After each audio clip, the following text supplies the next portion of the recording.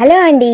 అందరికీ నమస్తే. స్నిగ్ధ తల బాగా తుడుచుకొని హెయిర్ డ్రైతో తల బాగా ఆరబెట్టుకొని హాఫ్ హెయిర్ కి క్లిప్ పెట్టుకుంటుంది. శౌర్య ఇచ్చిన ముత్యాల సెట్ వేసుకొని మిర్రర్ లో చూసుకొని ఫేస్ కు లైట్ మేకప్ చేసుకొని ఇంకా బావ ఎప్పుడు వస్తాడో అని అనుకుంటూ ఉండగా డోర్ బెల్ మోగుతుంది.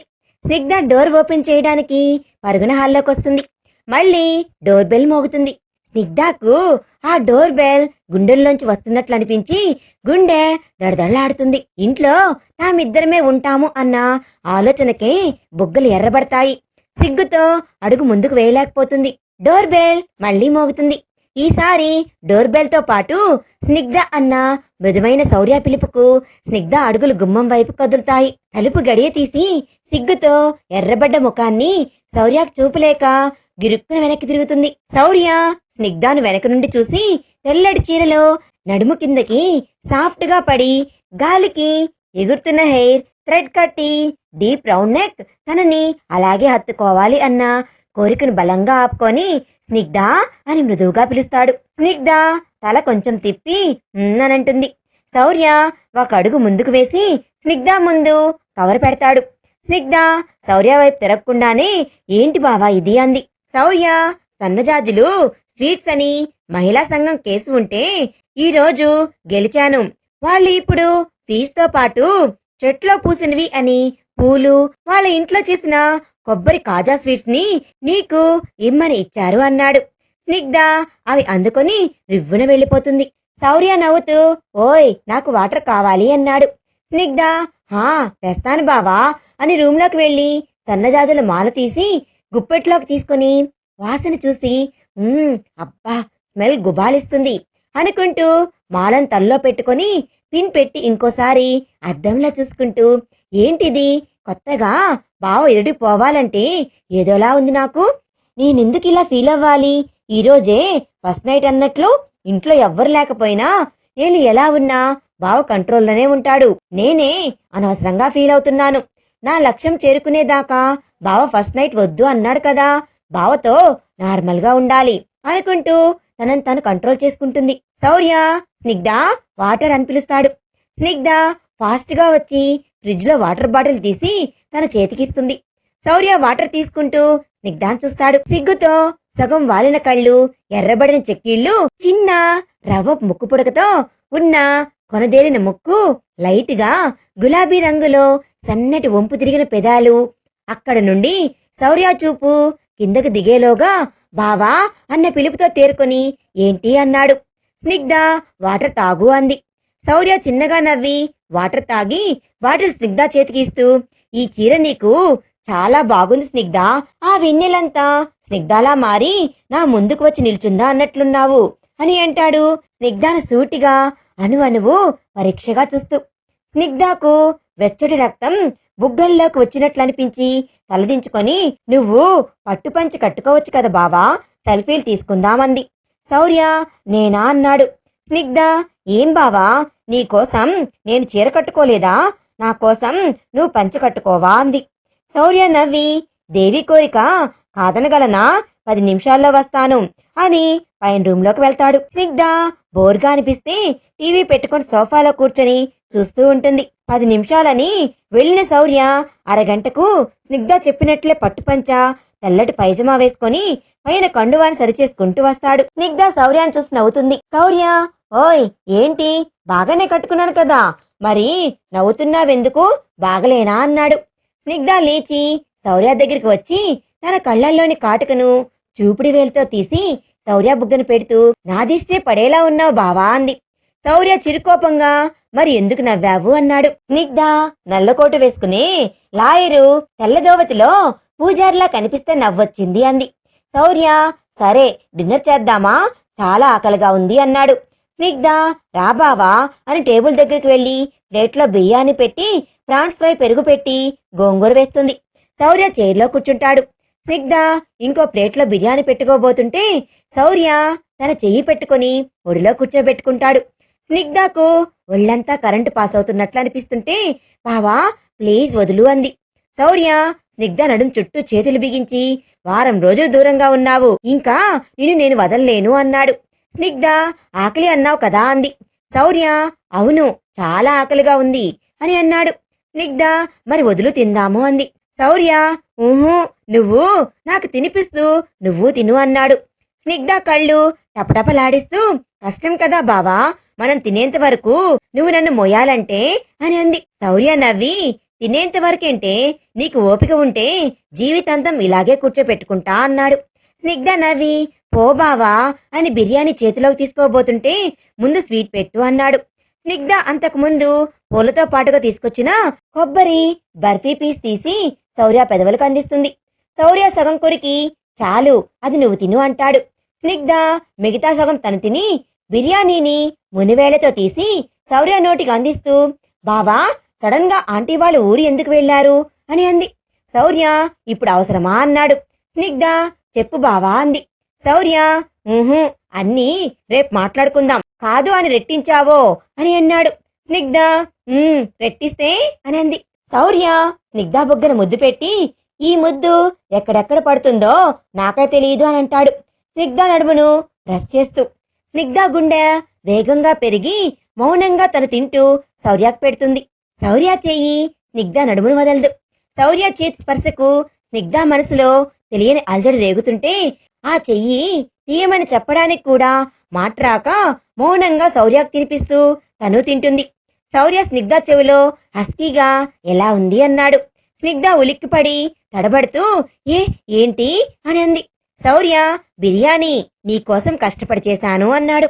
స్నిగ్ధ బిర్యానీనా, బాగుంది బావా అంది. స్నిగ్ధ ఎలాగోలా శౌర్యకు తినిపిస్తూ తను తిని పైకి లేవబోతుంటే శౌర్య పట్టు బిగిస్తూ కడుపు నిండింది కానీ వదలాలి అనిపించడం లేదు అన్నాడు.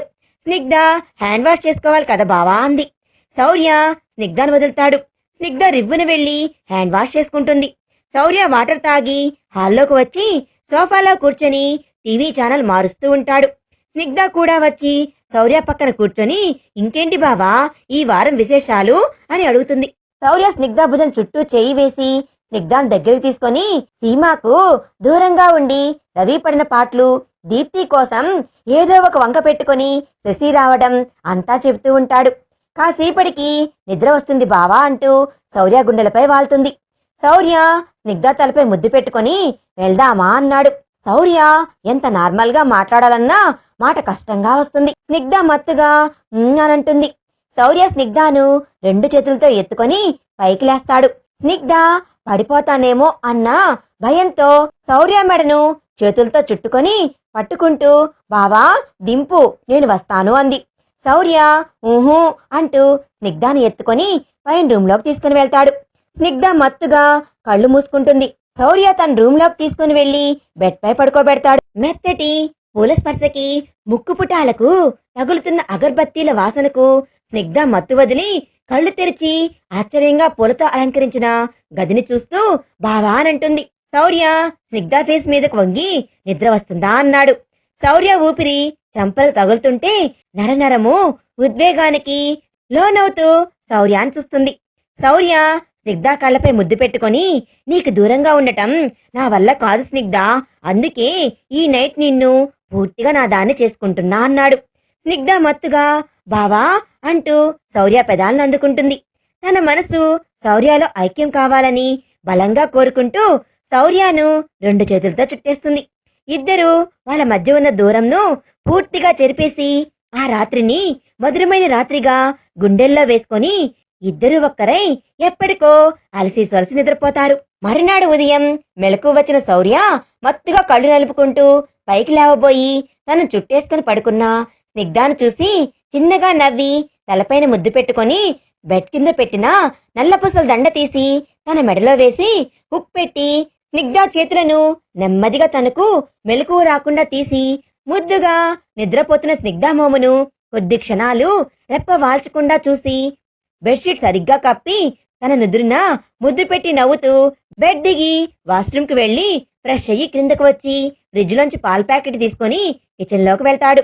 శౌర్య వెళ్ళిన కాసేపటికి స్నిగ్ధకు మెలకువ వచ్చి రాత్రి జరిగింది గుర్తుకు వచ్చి రాత్రి జరిగింది నిజమా, నేను కలగన్నానా అనుకుంటూ పైకి లేచి బెడ్ పై నలిగిన పూలు చూసి కల కాదు నిజమే అనుకుంటూ లేచి పక్కన శౌర్య లేకపోవడంతో బావ లేచేసినట్లున్నాడు అనుకుంటూ లేచి వాష్రూమ్కి వెళ్లి ఫేస్ వాష్ చేసుకుని వచ్చి నీట్గా టవల్తో తుడుచుకొని అద్దంలో చూసుకుని బొట్టు పెట్టుకుంటుండగా మెడలో కొత్తగా కనిపిస్తున్న నల్లపూసల దండని చేతిలోకి తీసుకుని చూస్తూ 16 రోజుల పండుగ నాడు తను నల్లపూస దండ వేయలేదని ఫీల్ అయ్యాను.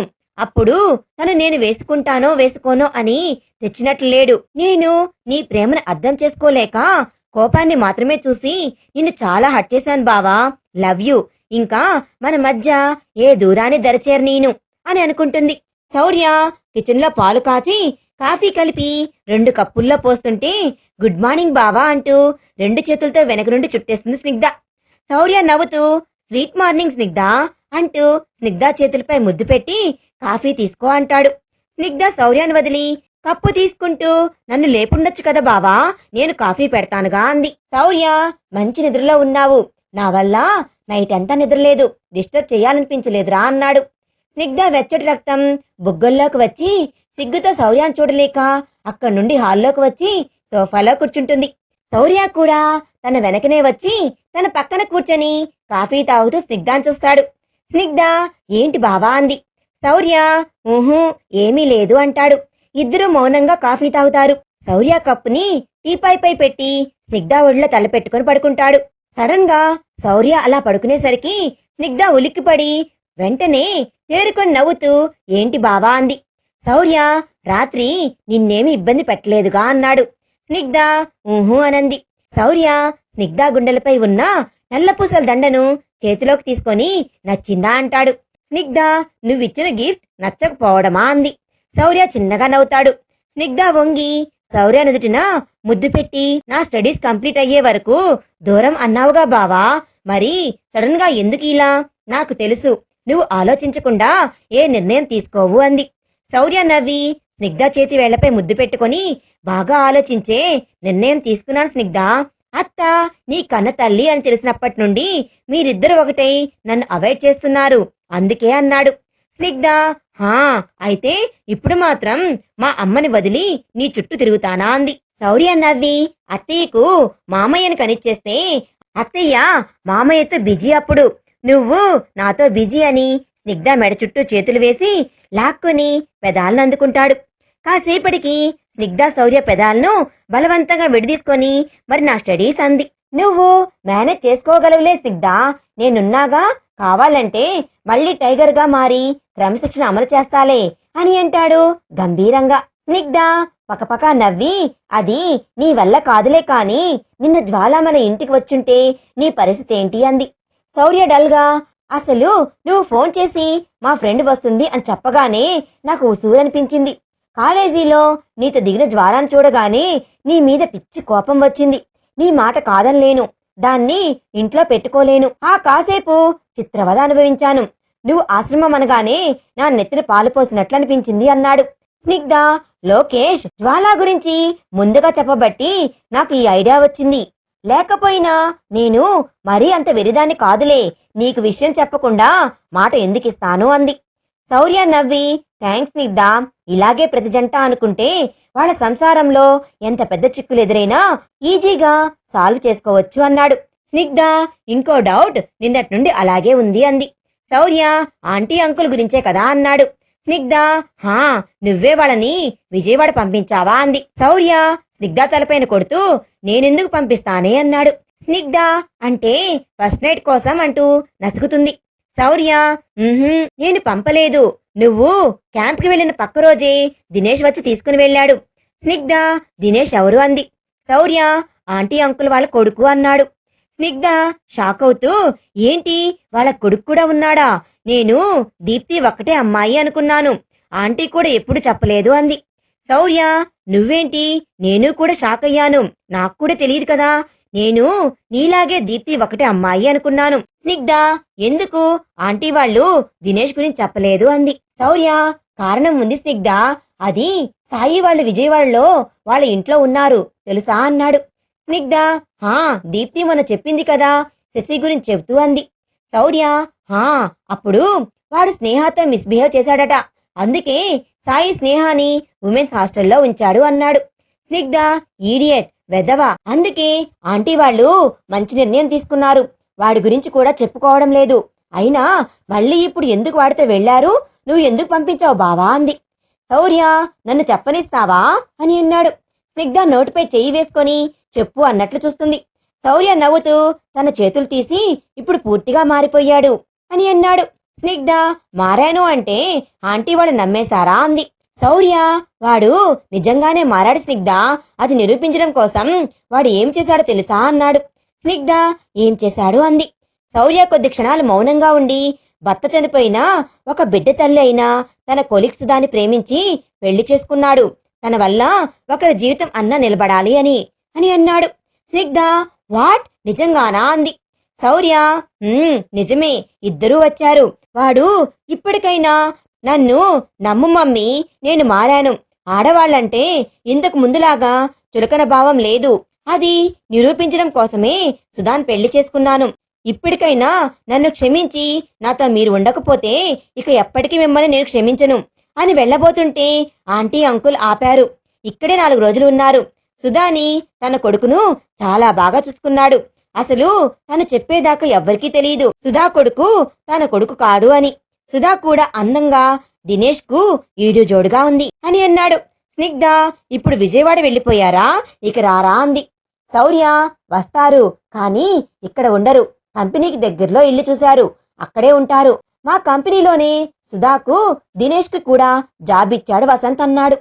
స్నిగ్ధ డల్గా, అయితే మనమిద్దరమే ఉండాలా బావా అంది. శౌర్య, కొన్ని రోజులు తప్పదు. ఆశ్రమం చూసుకోవడానికి ఎవరినైనా చూడమని రవికి చెప్పాను అన్నాడు. ఎవరైనా సెట్ అయితే అత్తయ్య మన దగ్గరనే ఉంటుంది అన్నాడు. స్నిగ్ధ, బావా పోనీ అత్తయ్య మామయ్యను మనతోనే ఉండమంటే అంది. శౌర్య, వద్దు స్నిగ్ధ, నాకిష్టం లేదు అన్నాడు. స్నిగ్ధ డల్గా, అత్తయ్య ఇప్పుడు నన్ను బాగా చూసుకుంటుంది కదా బావా అంది. శౌర్య, అది కాదురా, మీ అత్తయ్య ఇక్కడుంటే మా అత్తయ్య రాకపోకలు ఆగిపోతాయేమో అని అని అన్నాడు. ఒకవేళ వచ్చినా తను స్వతంత్రంగా ఇక్కడ ఉండలేదు అనిపిస్తుంది. ఎందుకంటే నిన్ను ఇంటి ముందు వదిలి వెళ్ళిపోయింది. కానీ తను మనతో కలవాలి అని ఎప్పుడు అనుకోలేదు కదా. తను నీ కన్న తల్లి అని తెలియనప్పుడే తనతో ఉంటే నువ్వు సంతోషంగా ఉంటావు అని ఆశ్రమానికి దగ్గరలో ఈ ఇల్లు కొన్నాను. ఇప్పుడు తను నీ కన్న తల్లి అని తెలిసి ఎలా వదులుకుంటాము అన్నాడు. స్నిగ్ధ శౌర్య క్రాఫ్ట్ ని వేళ్లతో నిమురుతూ, ఇందాకేంటో మేమిద్దరం మాట్లాడుతూ నిన్ను అవాయిడ్ చేస్తున్నామని ఫీల్ అయ్యావు అంది. శౌర్య, ఏం చేద్దాం, నువ్వు నా బలహీనత. నీ సంతోషం కోసం నా సంతోషం కూడా వదులుకోవాలి అనిపిస్తుంది అన్నాడు. స్నిగ్ధ కన్నీళ్లతో లవ్ యూ బావా అంటూ వంగి శౌర్య పెదాలపై ముద్దు పెడుతుంది. శౌర్య తన మెడ చుట్టూ చేయి వేసి గట్టిగా పట్టుకుంటాడు. ఇంతకీ స్నిగ్ధ శౌర్యాల జీవితం హ్యాపీగా కొనసాగుతుందా, లేక జ్వాల వచ్చి ఏదైనా ప్లాన్ చేస్తుందా అనేది మనం నెక్స్ట్ పార్ట్ లో తెలుసుకుందాం. ఈ వీడియో కనుక మీకు నచ్చినట్లయితే ప్లీజ్ లైక్ చేయండి. మీ విలువైన అభిప్రాయాన్ని కామెంట్ రూపంలో తప్పకుండా తెలియజేయండి. Thanks for watching.